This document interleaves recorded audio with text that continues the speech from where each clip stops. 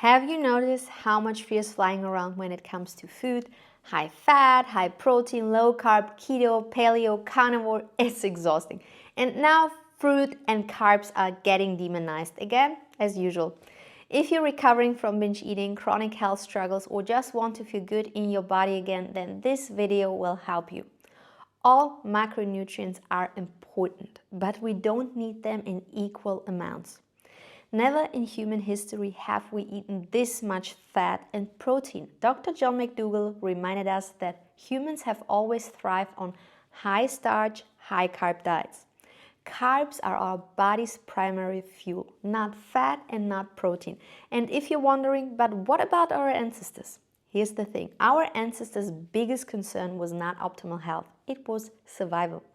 They didn't eat what was best for thriving, they ate what kept them alive through famines and harsh seasons, and whatever was available in that given moment. But interestingly, even then, the majority of their energy intake came from carbohydrates, not from fat or protein. When we restrict carbs today, we're actually fighting against the very fuel our bodies evolved to love. There's a wave of fear-mongering happening again around fruit and carbs. But fruit is one of the most healing foods on the planet. Fruits are packed with antioxidants. They fight toxins and damaged cells. They support your liver, your body's detox center. Ever wonder why it's called fatty liver? There is a reason the liver includes the word live. Fruits help reduce cravings and binge urges. Often it's not about a lack of calories, but a lack of complex carbs and fruits. They give you glowy skin, fewer breakouts. They help you reach a healthy weight, and they even slow down the aging process. I've helped hundreds of people overcome binge eating and lose weight sustainably by embracing fruits and starches. Many of them even reversed their type 2 diabetes or lowered their blood pressure without even focusing on it. So why are high-fat, high-protein diets so hyped? We're told women need more fat for hormones, but the truth is we need small amounts of essential fats, not buckets of oil or animal fat or tons of nuts and seeds. Every plant naturally contains fat. You don't need tons of radical fats. Too much fat clogs the liver, slowing down the detox process. The liver is one of the most underrated organs. Nowadays, we face way more toxins than our ancestors did. So the liver has way more work to accomplish in order to keep us healthy. Remember, the word liver includes the word live. You can't live properly without a healthy liver. When you eat a higher fat diet, your liver is working on breaking down the fats instead of fighting toxins from the environment. This can lead to many health conditions that we modern humans face. Furthermore, animal fats, dairy and eggs feed pathogens, worsening issues like acne, PCOS, thyroid dysfunction, and many other health conditions. When you eat a low-fat diet, you have better blood flow, which makes your skin appear more glowy. The protein obsession is a modern myth. Excess protein, especially from animal sources, raises IGF-1, a growth factor linked to faster aging and inflammation. Whole plant foods easily cover your protein needs. You don't need to micromanage your protein intake. You get more than plenty of it. Leafy greens actually contain one of the most bioavailable proteins. And here's something people rarely talk about, the adrenal glands, your body's stress regulators. Your adrenals produce hormones like cortisol and adrenaline, helping you respond to stress, but they are not meant to be chronically overstimulated. When you go on a low-carb, high-fat, high-protein diet, your body lacks quick glucose. To compensate, your adrenals pump out the adrenaline to keep your blood sugar stable and your brain functioning. That's why many people feel a high at first on a keto or low carb. It's not the magic of the diet, it's the rush of stress hormones flooding your system. But over time, this leads to adrenal exhaustion, blood sugar crashes, hair loss, anxiety, irritability, sleep disturbances, hormonal imbalances, and many more. Your adrenals are meant to be supported, not drained. When you eat enough healthy carbs like fruits and potatoes, you give your adrenals a break, reduce cortisol, and allow your nervous system to calm down. So no, that low-carb buzz is not a sign of thriving. It's your body surviving. If you're healing from binge eating or chronic health conditions, your body needs gentle abundance, not restriction.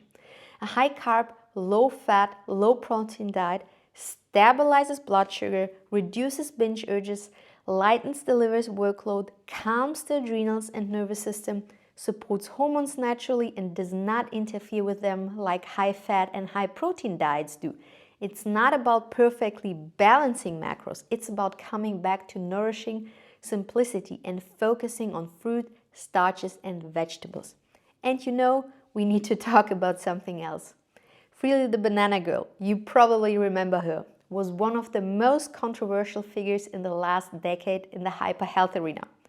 But here's the thing, this woman stayed true to her message.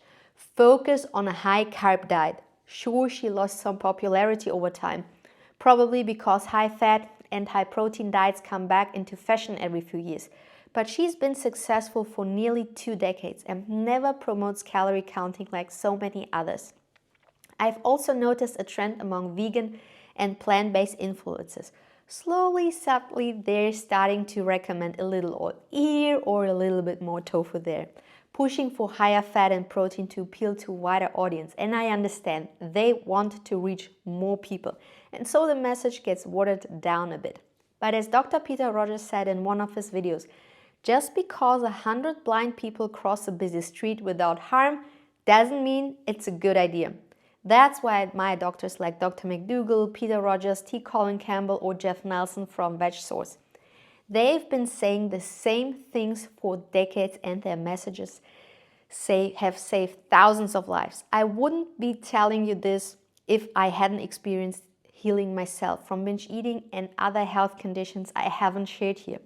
We humans are social creatures, and let me tell you this, if you don't go with the high-fat, high-protein crowd, you're not going to win a popularity contest.